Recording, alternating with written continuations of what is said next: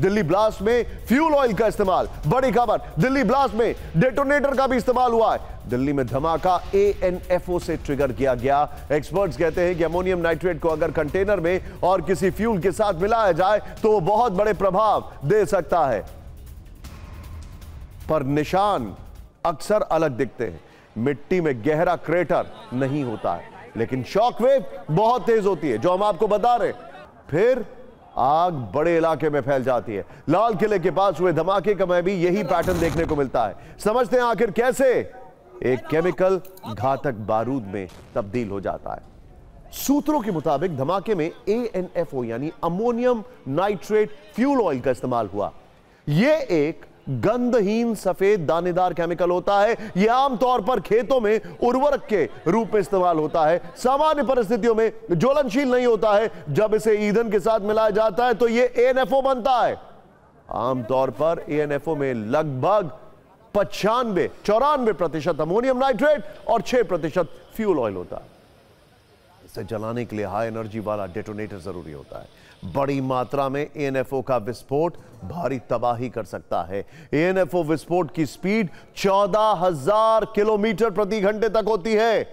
सूत्रों के मुताबिक इस धमाके में भी अमोनियम नाइट्रेट फ्यूल ऑयल का डेटोनेटर से एक्टिवेट किया गया।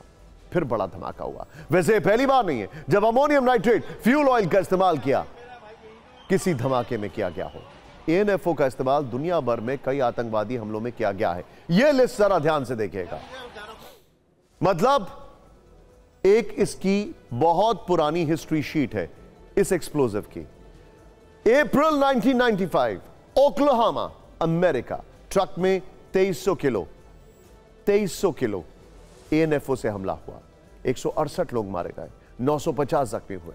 जुलाई 2008 अहमदाबाद ब्लास्ट, 18 जगहों पर 23 धमाकों में ANFO का इस्तेमाल, 57 की मौत, 160 जख्मी।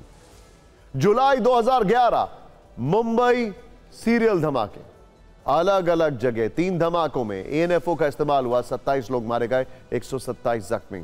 2012 पुणे ब्लास्ट, कम तीव्रता वाले कई विस्फोट में ANFO का इस्तेमाल हुआ।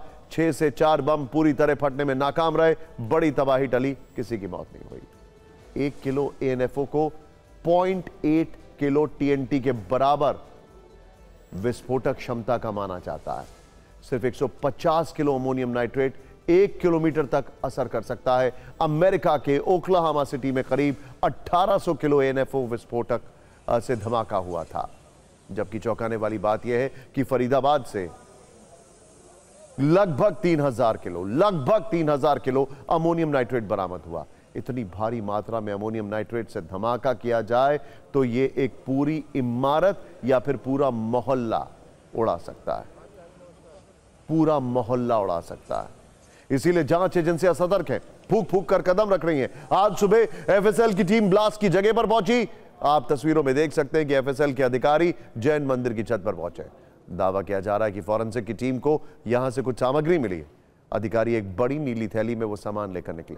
खबर है कि फॉरेंसिक टीम ने ब्लास्ट साइट से करीब 42 सैंपल कलेक्ट किए हैं, जिनकी कल से लैब में जांच शुरू होगी। इन 42 सैंपल्स में I-20 कार के दोनों टायर, शासी, CNG सिलेंडर, बोनट के पार्ट्स बरामद किए गए हैं। जांच के बाद पता चलेगा कि आखिर धमाके में किस तरह के हाई एक्सप्लोसिव मटेरियल का इस्तेमाल हुआ है। FSL की टीम ने सिर्फ धमाके की जगह ही नहीं बल्कि लाल किला पहुंचकर भी छानबीन की है। उस जगह का मुआयना भी किया है जहां प्रधानमंत्री हर साल 15 अगस्त को ध्वजारोहण करते हैं। जांच का दायरा बढ़ता जा रहा है। पहले जो जांच का दायरा था वो इस मार्केट तक था, लेकिन अब देखिए लाल किले को भी देखा जा रहा है, चेक किया जा रहा है कि क्या वहां भी कुछ प्लांट तो नहीं किया गया था। जहां पर प्रधानमंत्री देश को संबोधित करते हैं वहां पर FSL की टीम जो है, देखिए ध्वजारोहण करने की जो जगह है वहां पर भी आपको नजर आएगी। वहां पर दिल्ली पुलिस और साथ में जो FSL की टीम है, जांच एजेंसी है, वो अब लाल किले के चप्पे चप्पे को भी छान रहे हैं। इस वक्त हम मौजूद हैं उस ब्लास्ट की जगह से, पास के एक मंदिर से, देखिए 5 मंजिल पर है, लेकिन यहाँ आप देखेंगे कि आसपास के जो इलाके हैं वहां पर भी FSL की टीम जो है वो जांच कर रही है। तस्वीरें आपको दिखा रहे हैं, ये आप सामने देखिए, ये उस ब्लास्ट से थोड़ा सा आगे मंदिर के पास का परिसर है। उसकी छत पर भी आप देखेंगे तो आपको नजर आएगा जो यहाँ पर फॉरेंसिक की टीम है वो यहाँ पर जांच कर रही है। और यही नहीं, आसपास की तमाम उन छतों पर जहाँ भी इस ब्लास्ट से जुड़े हुए सबूत मिल सकते हैं, वहाँ पर ट्रेसेस मिल सकते हैं, उनको तलाशने के लिए जो है एफएसएल की टीम जो है फिलहाल पहुँच रही है और ये जांच कर रही है कि आखिर जो वहाँ से तत्व उड़े ब्लास्ट के बाद में वो यहाँ पहुँचे हैं तो उनकी जाँच की जाए। ये जो है गाड़ी का हिस्सा है जो दिखाई दे रहा है, अलग अलग जगहों पर पड़ा है, इस छत पर भी पड़ा दिखाई दिया, लेकिन अभी भी जांच जारी है। वीडियो से होगी निशांत के साथ जितिन भाटी, टीम भारतवर्ष, दिल्ली। दिल्ली धमाके की चौथी सबसे हैरान करने वाली और परेशान करने वाली स्टोरी, क्योंकि यह स्टोरी एक लेडी डॉक्टर से जुड़ी है। वो लेडी डॉक्टर जिसे मसूद अजहर की बहन सीधे पाकिस्तान से आतंकी संदेश दे रही थी और उसके बारे में कहा जा रहा है कि वो ही फरीदाबाद आतंकी मॉड्यूल की मास्टरमाइंड है। बड़ी खबर, breaking news, lady doctor Shaheen को थी धमाके की सारी जानकारी। धमाके के लिए शाहीन ने किया पैसों का इंतजाम। 30 से 40 लाख रुपए की फंडिंग शाहीन की आतंकी विंग ने की है। सूत्रों के हवाले से खबर, शाहीन ने कई बार किया जम्मू कश्मीर का दौरा। अभियुक्त डॉक्टर उमर और मुज्जमिल से एनजीओ के जरिए जुड़ने का शक है। आतंकी मुज्जमिल की दोस्त है शाहीन। हम जिस लेडी डॉक्टर शाहीन की बात कर रहे हैं उसकी एक्सक्लूसिव और इकलौती तस्वीर आप स्क्रीन पर देख रहे हैं। पूरा नाम है डॉक्टर शाहीन शाहिद। यह भारत में जैश की महिला विंग की चीफ है। आपको याद होगा हमने इसी शो में कुछ दिन पहले जैश की महिला विंग जमात उल मुमिनात के बारे में बताया था। आपको बताया था कि ऑपरेशन सिंदूर से बौखलाए मसूद अजहर ने भारत में महिलाओं का टेरर नेटवर्क खड़ा करने के लिए यह विंग बनाया है। जांच एजेंसियों के हवाले से खबर है कि डॉक्टर शाहीन शाहिद भारत में जैश के इसी आतंकी महिला विंग की चीफ है। उसका काम जैश में महिलाओं की भर्ती करना है। वो मसूद अजहर की बहन सादिया अजहर के डायरेक्ट टच में थी। वो भी फरीदाबाद की अल फला यूनिवर्सिटी में प्रोफेसर है। उसे भी फरीदाबाद से गिरफ्तार किया गया था। उसकी गिरफ्तारी फरीदाबाद से पकड़े गए डॉक्टर से पूछताछ के बाद हुई थी। डॉक्टर शाहीन डॉक्टर मुज्जमिल की गर्लफ्रेंड बताई जा रही है। वो 3 वर्षों से डॉक्टर मुज्जमिल के संपर्क में थी। उसकी गिरफ्तारी के बाद कार से AK-47 भी बरामद हुई थी। डॉक्टर शाहीन लखनऊ में लालबाग की रहने वाली है। आज उसके घर पर यूपी ATS ने छापेमारी की है। उस वक्त TV9 की टीम भी वहां मौजूद थी। लखनऊ से एक्सक्लूसिव रिपोर्ट। जैसे कि डॉक्टर उमर का नाम सामने आ रहा है, जो अब तक तस्वीर साफ हुई कि डॉक्टर उमर कार को चला रहा था I-20 को और उसके अंदर सवार था। जो शाहीन है वो डॉक्टर उमर के साथ इस मॉड्यूल का हिस्सा रही है। तो कहीं ना कहीं जैश ए मोहम्मद का हाथ अब इस ब्लास्ट में साफ तौर पर देखा जा सकता है। सर क्या बातचीत रही है?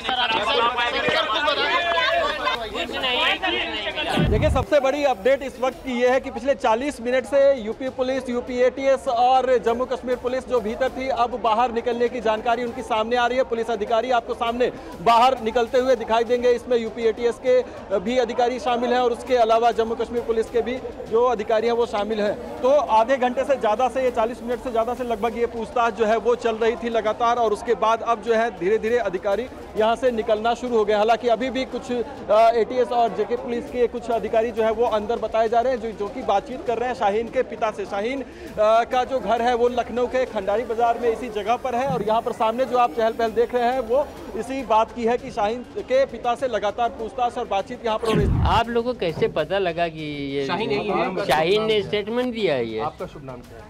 हमारा नाम है डॉक्टर सईद अंसारी।